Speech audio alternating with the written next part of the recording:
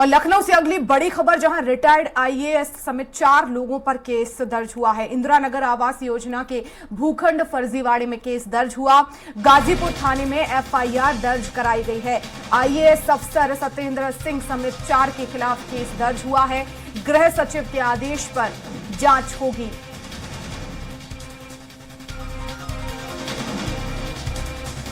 तो गाजीपुर थाने में एफआईआर दर्ज हुई है। आईएएस अफसर सत्येंद्र सिंह समेत 4 के खिलाफ केस दर्ज हुआ है। गृह सचिव के आदेश पर अब जांच होगी। तो रिटायर्ड आईएएस हैं जिन पर केस दर्ज हुआ है, साथ ही साथ 4 लोग जिन पर मामला दर्ज हुआ। इंदिरा नगर आवास योजना के भूखंड फर्जीवाड़े में केस दर्ज हुआ है।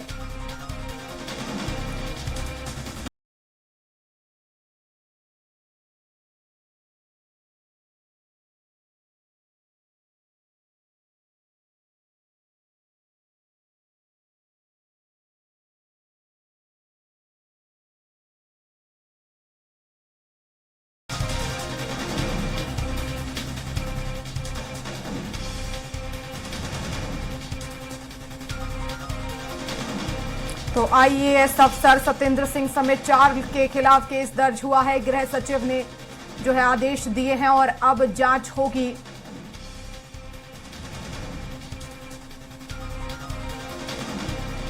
इंदिरा नगर आवास योजना के भूखंड फर्जीवाड़े में केस दर्ज हुआ है।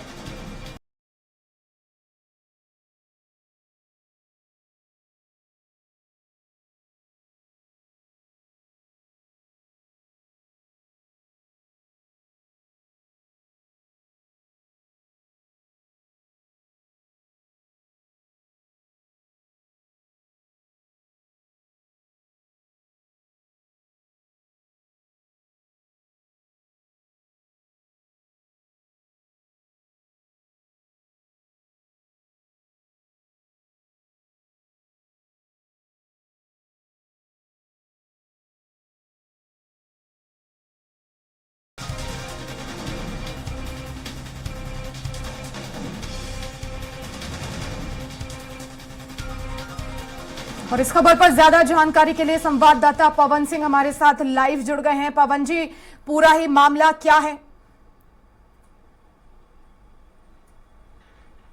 देखिए वर्षा, सबसे बड़ी बात है कि आवास विकास परिषद इंदिरा नगर की कॉलोनी 1991 में एक आवास आवंटित हुआ था सविता गर्ग के नाम से। उस सविता गर्ग के आवंटित होने के कुछ दिनों बाद उसकी पत्रावली गायब कर दी गई। उस पत्रावली गायब करने के बाद एक कंस्ट्रक्शन कंपनी के नाम उस प्लाट को आवंटित कर दिया गया। इस मामले का लंबे समय तक यह प्रक्रिया चलती रही, कंप्लेन होता रहा है, कोई सुनवाई नहीं हुआ। 2020 में सविता ने गृह सचिव, तत्कालीन वहाँ जो गृह सचिव उत्तर प्रदेश थे, उनको वहाँ पर उन्होंने एक कंप्लेन दाखिल किया और कंप्लेन दाखिल करने के बाद ये जांच शुरू हुई। जांच में जो लोग दोषी पाए गए उसमें करीब 4 लोगों के खिलाफ एफआईआर हुआ है गाजीपुर थाने में, जिसमें एक रिटायर्ड आईएएस हैं और 3 और अभियुक्त हैं। इसमें 2 लोग दिवंगत हो चुके हैं और 2 लोग अभी जीवित हैं। इसमें बहुत सारी पत्रावली का खेल हुआ था। इसमें क्योंकि इससे पहले जो भी आवंटन होता है उसका एक पत्रावली होती है, जिस पत्रावली को लेकर के उसमें सारा कुछ लेखा जोखा वहां पे होता है।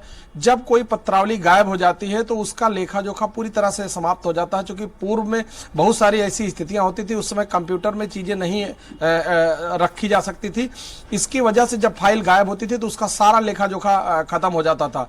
इस मामले को लेकर कृष्णकांत मिश्रा ने भी एक आरोप लगाया था कि ये उस समय जब कंस्ट्रक्शन कंपनी के नाम अलॉट हुआ तो ये सविता गर्ग उसकी तरफ से आई थी, लेकिन यह बात पूरी तरह साफ नहीं हो पाई, जिसको लेकर सीबीसीआईडी जांच हुई और उस जांच में 4 लोगों के खिलाफ एफआईआर दर्ज कराया गया, जिसमें 2 लोग दिवंगत हो चुके हैं। और सत्येंद्र कुमार आईएएस 2018 में रिटायर्ड हुए, सचिव पद से रिटायर हुए हैं।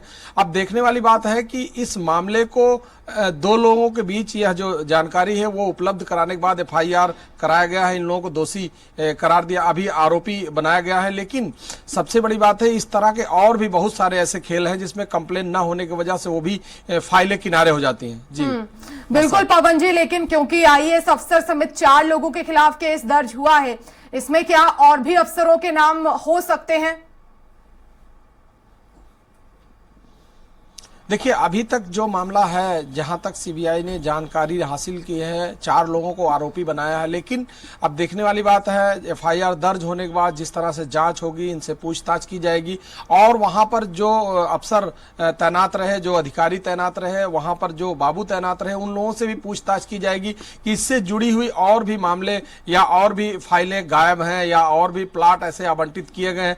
चूंकि ये सब बहुत बड़े डिपार्टमेंट हैं, बहुत बड़ी काम होते हैं, इसमें कहीं भी कुछ दिक्कतें आ सकती हैं। अगर अधिकारी किसी भी मामले में इन्वॉल्व हो जाता है तो समस्याएं बढ़ जाती हैं और वो अपना पूरा बरदहस्त दे करके और जितने भी उसके नीचे के सबॉर्डिनेट होते हैं उनको पूरी तरह से सपोर्ट करता है, तो कभी भी कोई भी फ्रॉड करने में बहुत आसानी होती है। जी, बिल्कुल, बहुत शुक्रिया पवन जी तमाम जानकारी के लिए।